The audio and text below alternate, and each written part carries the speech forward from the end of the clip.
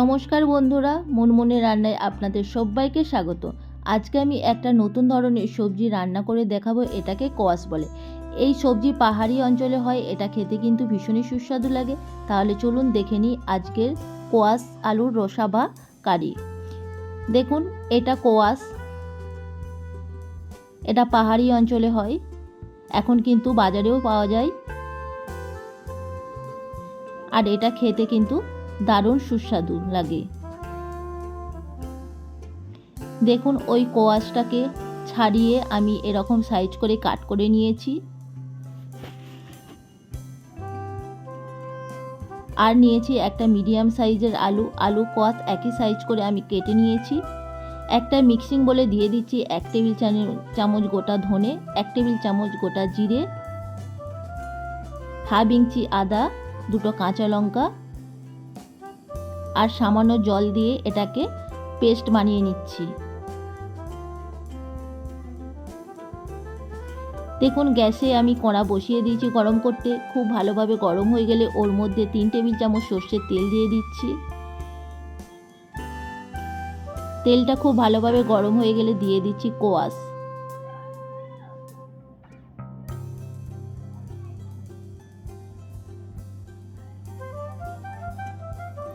আর দিয়ে দিচ্ছি আলু, দিয়ে দিচ্ছি সামান্য লবণ, দিয়ে দিচ্ছি সামান্য হলুদ, দিয়ে ভালো করে ভেজে নিচ্ছি। কোয়াশ আর আলু ভালো করে ভেজে নিতে হবে।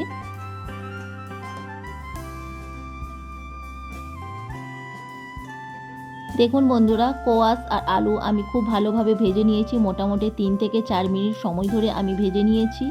গ্যাসের ফ্লেমটা লোতে রেখে এবার তুলে নিচ্ছি।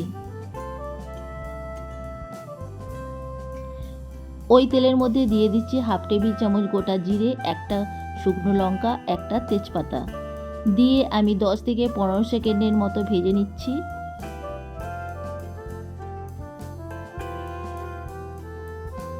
ওর মধ্যে দিয়ে দিচ্ছি পেস্ট, ধনে, জিরে, কাঁচা লঙ্কা, আদা পেস্ট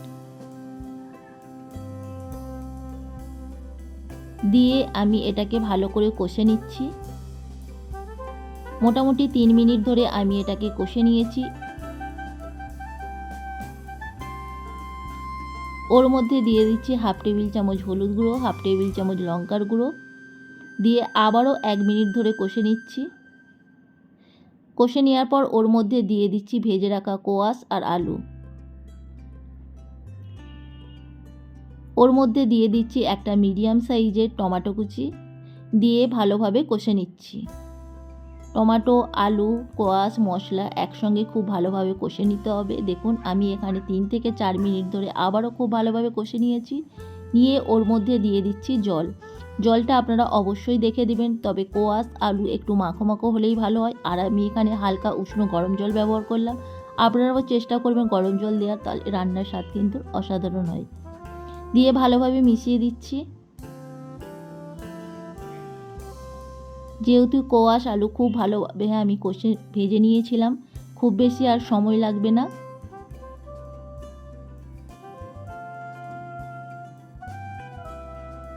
ঝোলটা ফুটে গেছে, ওর মধ্যে দিয়ে দিচ্ছি স্বাদ অনুযায়ী লবণ আর দিয়ে দিচ্ছি স্বাদ অনুযায়ী চিনি দিয়ে ভালো করে আবারও একবার মিশিয়ে দিচ্ছি।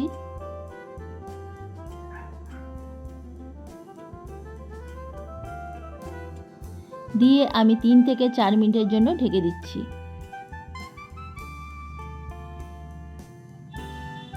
3 থেকে 4 মিনিট পর দেখুন আমি ঢাকা খুলছি। কোয়াশ আলু রসা বা কারি একদম রেডি হয়ে গেছে।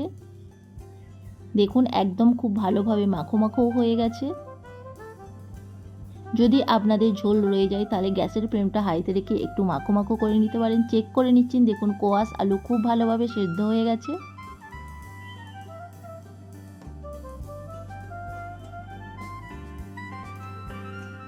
নামানোর আগে দিয়ে দিচ্ছি হাফ টেবিল চামচের একটু কম গরম মশলা গুঁড়ো, দিয়ে দিচ্ছি 1 টেবিল চামচ ঘি দিয়ে ভালোভাবে মিশিয়ে দিচ্ছি।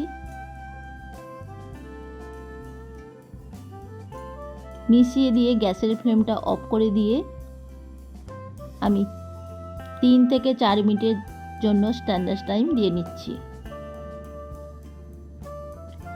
আমার এই সহজ পদ্ধতিতে কোয়াশ আলুর রসা আপনাদের কাছে যদি ভালো লেগে থাকে আপনারা অবশ্যই একবার বাড়িতে বানিয়ে দেখতে পারেন। আশা করি ভীষণই ভালো লাগবে। গরম গরম ভাত বা রুটির সঙ্গে খেতে কিন্তু দারুণ লাগে, সম্পূর্ণ নিরামিষ। আমি এটা আপনাদের সার্ভ করে দেখাচ্ছি। দেখুন, আমার চ্যানেলে নতুন বন্ধু হয়ে থাকলে চ্যানেলটিকে প্লিজ সাবস্ক্রাইব করে নেওয়ার অনুরোধ রইল। পাশে থাকা বেল আইকন অবশ্যই প্রেস করে দেবেন, কারণ আমি চ্যানেলে যখনই কোনো নতুন রেসিপি শেয়ার করব তার নোটিফিকেশান আপনাদের কাছে পৌঁছে যাবে। আজকের মতো এই পর্যন্ত, আবার হাজির হয়ে যাব অন্য কোনো রেসিপি নিয়ে। সবাই ভালো থাকবেন, সুস্থ থাকবেন। ধন্যবাদ।